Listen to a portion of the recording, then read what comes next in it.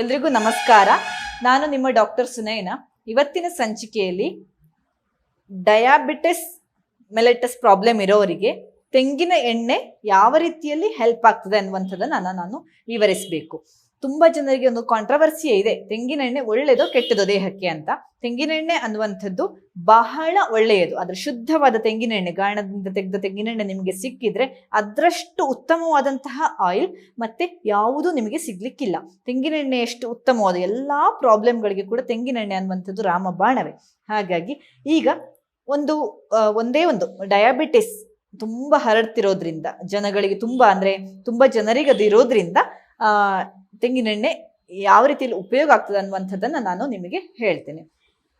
ಮೊದಲನೇದಾಗಿ ಬೆಳಿಗ್ಗೆ ಎದ್ದ ಕೂಡಲೇ ನೀವು ಒಂದು 15 ml ನಷ್ಟು ತೆಂಗಿನೆಣ್ಣೆ ತಗೊಂಡು ಒಂದು 15 ನಿಮಿಷ ಬಾಯಲ್ಲಿ ಇಟ್ಟುಕೊಳ್ಳುವಂಥದ್ದು. ಆಯಿಲ್ ಪುಲ್ಲಿಂಗ್ ತುಂಬಾ ಜನಕ್ಕೆ ಗೊತ್ತಿರಬಹುದು. ಬಾಯಲ್ಲಿ ಇಟ್ಟುಕೊಂಡು ಅದನ್ನ ಮುಕ್ಕಳಿಸುವಂಥದ್ದು, ಚೆನ್ನಾಗಿ ಮುಕ್ಕಳಿಸಿ ಒಂದು 1/4 ಗಂಟೆ ಬಾಯಲ್ಲೇ ಇಟ್ಕೊಳ್ಬೇಕಾಗ್ತದೆ. ನೀವು ಯಾವುದೇ ಟೂತ್ ಪೇಸ್ಟ್ ಅಲ್ಲಿ ನಿಮಗೆ ಕಂಪ್ಲೀಟ್ ಆಗಿ ಬಾಯಿ ಕ್ಲೀನ್ ಆಗ್ಲಿಕ್ಕಿಲ್ಲ, ಹಾನಿಕಾರಕ ಜರ್ಮ್ಸ್ ಕ್ಲೀನ್ ಆಗ್ಲಿಕ್ಕಿಲ್ಲ. ಅದು ತೆಂಗಿನ ಎಣ್ಣೆಯಲ್ಲಿ ಅದು ಕಂಪ್ಲೀಟ್ ಆಗಿ ಕ್ಲೀನ್ ಆಗ್ತದೆ, ಸ್ವಚ್ಛ ಆಗಿ ಬಿಡ್ತದೆ.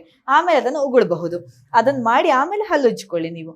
ಅದು ಆಯಿಲ್ ಪುಲ್ಲಿಂಗ್ ಇಂದ ನಿಮ್ಮ ಮೌತ್ ಕ್ಲೆನ್ಸ್ ಆಗ್ತದೆ. ಹಾಗೆ ಹೃದಯ ಕೂಡ ಕ್ಲೆನ್ಸ್ ಆಗ್ತದೆ. ಹೃದಯಕ್ಕೂ ಬಹಳ ಒಳ್ಳೆಯದದು. ಯಾವುದಾದ್ರೂ ಪ್ರಾಬ್ಲಮ್ ಫ್ಯೂಚರ್ ಅಲ್ಲಿ ಬರುವಂತದನ್ನ ಪ್ರಿವೆಂಟ್ ಮಾಡ್ತದೆ. ಲಿವರ್ ಅನ್ನ ಶುದ್ಧಗೊಳಿಸ್ತದೆ ಈ ಯಾವುದು ಆಯಿಲ್ ಪುಲ್ಲಿಂಗ್ ಅನ್ನುವಂಥದ್ದು.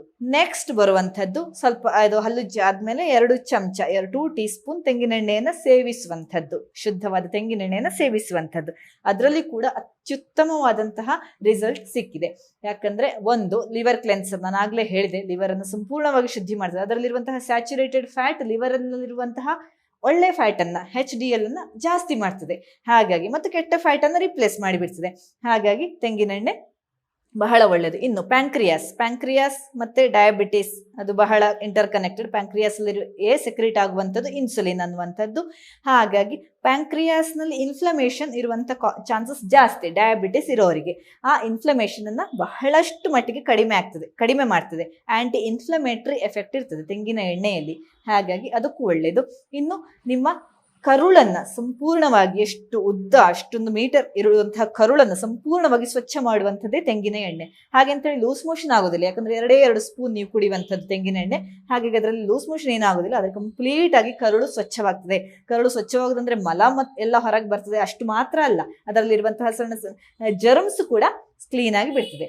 ಇನ್ನು ನಿಮ್ಮ ಗಟ್ ಮತ್ತೆ ಬ್ರೈನಿಗೆ ತುಂಬಾ ಕನೆಕ್ಷನ್ ಇರೋದ್ರಿಂದ ನಿಮ್ಮ ಬ್ರೈನ್ ನ ಹೆಲ್ತ್ ಕೂಡ ಇಂಪ್ರೂವ್ ಆಗ್ತದೆ. ಬ್ರೈನ್ ಸಂಪೂರ್ಣವಾಗಿ ಫ್ಯಾಟಿಂದಲೇ ನಿರ್ಮಾಣ ಆಗಿರುವಂಥದ್ದು ನಿಮ್ಮ ಬ್ರೈನ್.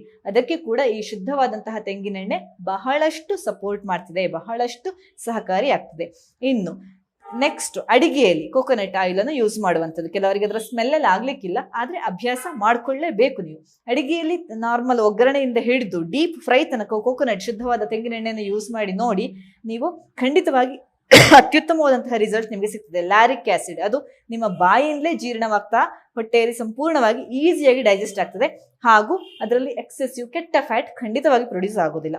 ಇನ್ನು ಈಗ ರಿಫೈನ್ಡ್ ಆಯಿಲ್ ಅಲ್ಲಿ ಕಾಯಿಸಿದಂತಹ ತರಕಾರಿಗಳು ಪದಾರ್ಥಗಳು ಯಾವುದು ಒಳ್ಳೇದಲ್ಲ, ಹೌದು. ಆದ್ರೆ ತೆಂಗಿನ ಎಣ್ಣೆಯಲ್ಲಿ ನೀವು ಡೀಪ್ ಫ್ರೈ ಮಾಡಿದಂತಹ ಐಟಮ್ ಖಂಡಿತ ತಿನ್ಬಹುದು. ಅಂದ್ರೆ ಲಿಮಿಟೆಡ್ ಆಗಿ, ಎಕ್ಸೆಸಿವ್ ಆಗಿಲ್ಲ, ಆದ್ರೆ ತಿನ್ಬಹುದು. ಆದ್ರೆ ಅದರಲ್ಲಿ ತುಂಬಾ ತೆಂಗಿನ ಎಣ್ಣೆಯಲ್ಲಿ ಮಾಡಿದ್ರಲ್ಲಿ ಈ ರಿಫೈನ್ಡ್ ಆಯಿಲ್ ಮಾಡೋದಕ್ಕಿಂತ ತುಂಬಾ ಒಳ್ಳೆ ಅಂಶಗಳೇ ಇದಾವೆ, ಏನೂ ಕೆಟ್ಟದಿಲ್ಲ. ಇನ್ನು ಇಂಪ್ರೂವ್ಸ್ ಡೈಜೆಷನ್ ಅನ್ನು ಇಂಪ್ರೂವ್ ಮಾಡ್ತದೆ. ಮತ್ತು ಸ್ಯಾಚುರೇಟೆಡ್ ಫ್ಯಾಟ್ ಇರೋದ್ರಿಂದ ಲಿವರ್ಗೆ ಬಹಳ ಒಳ್ಳೇದು. ಮತ್ತೆ ಹೇಳ್ತಾ ಇದ್ದೇನೆ. ಇನ್ನು ಒಂದು ಪ್ರಯೋಗ ಮಾಡ್ಕೊಳ್ಳಿ. ಇವತ್ತು ಕೊಲೆಸ್ಟ್ರಾಲ್ ಅನ್ನು ಚೆಕ್ ಮಾಡಿ. ನೆಕ್ಸ್ಟ್ 1 ತಿಂಗಳು ನೀವು ತೆಂಗಿನ ಎಣ್ಣೆಯನ್ನು ಯೂಸ್ ಮಾಡ್ತಾ ಬನ್ನಿ. ಪ್ರತಿ ನಿಮ್ಮ ಅಡಿಗೆಯಲ್ಲಿ ಕೂಡ ತೆಂಗಿನ ಎಣ್ಣೆಯನ್ನೇ ಯೂಸ್ ಮಾಡಿ. ಶುದ್ಧವಾದ ತೆಂಗಿನ ಎಣ್ಣೆ, ಹೊರಗಿಂದ ತಂದಿರುವಂತಹ ಪ್ಯಾರಾಶೂಟ್ ಇರ್ಬೋದು, ಅಂತ ಆಯಿಲ್ಗಳೆಲ್ಲ ಗಾಣದಿಂದ ತಯಾರಿಸಿದಂತಹ ಎಣ್ಣೆಯನ್ನೇ ಆದಷ್ಟು ತಗೊಂಡು ಬಂದು ಯೂಸ್ ಮಾಡಿ. ಆ 1 ತಿಂಗಳ ನಂತರ ನೀವು ಚೆಕ್ ಮಾಡಿಕೊಳ್ಳಿ. ನಿಮ್ಮ ಕೊಲೆಸ್ಟ್ರಾಲ್ ಲೆವೆಲ್ 20 ರಿಂದ 30% ನಿಮಗೆ ಬ್ಯಾಡ್ ಕೊಲೆಸ್ಟ್ರಾಲ್ ಲೆವೆಲ್ ಕಡಿಮೆ ಆಗಿರ್ತದೆ. ಚೆಕ್ ಮಾಡಿ. ಇದೊಂದು ರಿಸರ್ಚ್ ಪ್ರೂವ್ ಆದಂತಹ ಒಂದು ಸತ್ಯ. ಹಾಗಾಗಿ ಇದನ್ನ ನೀವು ತೆಂಗಿನ ಎಣ್ಣೆಯನ್ನು ನಿಮ್ಮ ಆಹಾರದಲ್ಲಿ ಅಳವಡಿಸಿಕೊಳ್ಳಿ. ಇನ್ನು ಡಯಾಬಿಟಿಕ್ ನ್ಯೂರೋಪತಿ ಅಂದ್ರೆ ನರ್ವಸ್ ಸಿಸ್ಟಮ್ಗೆ ಡಿಸೀಸ್ ಸಂಬಂಧಪಟ್ಟ ಡಿಸೀಸ್ ಅದಿರೋರಿಗೆ ಕಾಲಿಗೆ, ಪಾದಕ್ಕೆ ಮತ್ತು ಕಾಲ್ ಬೆರಳಿನ ಮಧ್ಯೆ ತೆಂಗಿನ ಎಣ್ಣೆಯನ್ನು ಲೇಪಿಸಿಕೊಂಡು ಮಲಗೋದ್ರಿಂದ, ಅಂಗಾಲಿಗೆ ಲೇಪಿಸಬೇಡಿ, ಅದು ಜಾರುವ ಚಾನ್ಸಸ್ ಇರ್ತದೆ ರಾತ್ರಿ. ಆದ್ರೆ ರಾತ್ರಿ ನೀವು ವಾಶ್ರೂಮಿಗೆಲ್ಲ ಹೋದ್ರೆ ಜಾರುವ ಚಾನ್ಸಸ್ ಇರ್ತದೆ. ಪಾದಕ್ಕೆ ಮತ್ತೆ ಕಾಲ್ ಬೆರಳುಗಳಿಗೆ ಲೇಪಿಸ್ಕೊಳ್ಳಿ, ಬಹಳ ಉತ್ತಮವಾದಂತಹ ಫಲಿತಾಂಶ ಸಿಗ್ತದೆ. ನಿಮ್ಮ ಆ ಬರ್ನಿಂಗ್ ಸೆನ್ಸೇಷನ್ ಇರ್ಬೋದು, ಚುಚ್ಚುವಂತಹ ಸೆನ್ಸೇಷನ್ ಎಲ್ಲ ಕಡಿಮೆ ಆಗ್ತಾ ಬರ್ತದೆ.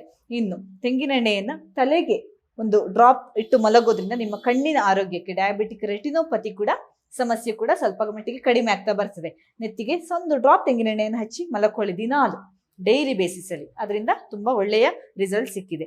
ಇನ್ನು 5 ಡ್ರಾಪ್ಸ್ ಆಫ್ ಕೊಕೊನಟ್ ಆಯಿಲ್ ನಿಮ್ಮ ಹೊಕ್ಕಳಿಗೆ ರಾತ್ರಿ ಮಲಗುವಾಗ ಲೇಪಿಸಿ ಮಲಕ್ಕೊಳ್ಳಿ. ನೀವು ಹೊಕ್ಕಳಿಗೆ ಹಾಕಿ ಮಲಕ್ಕೊಳ್ಳಿ. ಅದರಿಂದ ನಿಮ್ಮ ಹೊಟ್ಟೆಯ ಒಳಗಿರುವಂತಹ ಎಲ್ಲ ಆರ್ಗನ್ಗಳು ರಿವೈಟಲೈಸ್ ಆಗಿಬಿಡ್ತದೆ, ಎನರ್ಜೆಟಿಕ್ ಆಗಿಬಿಡ್ತದೆ. ಯಾಕಂದ್ರೆ ಈ ಹೊಕ್ಕಳಿನ ಮೂಲಕವೇ ನಾವು ತಾಯಿಯ ಹೊಟ್ಟೆಯಲ್ಲಿರುವಾಗ ಆಹಾರ ಸಪ್ಲೈ ಆಗೋದು. ಹಾಗಾಗಿ ಹೊಕ್ಕಳಿನ ಮುಖಾಂತರ ನಮ್ಮ ಒಳಗಿನ ಎಲ್ಲ ಅಂಗಗಳಿಗೂ ಕನೆಕ್ಷನ್ ಇದೆ.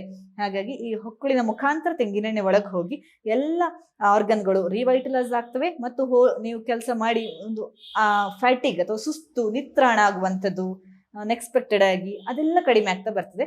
ಆರ್ಗನ್ಗಳು ಶಕ್ತಿಯುತವಾಗ್ತಾ ಬರ್ತವೆ, ಕಾರ್ಯದಕ್ಷತೆ ಜಾಸ್ತಿ ಆಗ್ತಾ ಬರ್ತದೆ. ಹಾಗಾಗಿ ಅನೇಕ ಉಪಯೋಗಗಳಿವೆ ತೆಂಗಿನೆಣ್ಣೆಯಿಂದ. ಇವಿಷ್ಟು ಡಯಾಬಿಟಿಸ್ಗೆ ತೆಂಗಿನೆಣ್ಣೆಯನ್ನು ಯಾವ ರೀತಿಯಲ್ಲಿ ನೀವು ಉಪಯೋಗ ಮಾಡಬಹುದು ಅನ್ನೋದ್ರ ಬಗ್ಗೆ ನಾನು ಕೊಟ್ಟ ಮಾಹಿತಿ ನಿಮಗೆ ಇಷ್ಟ ಆದ್ರೆ ಧನ್ಯವಾದಗಳು.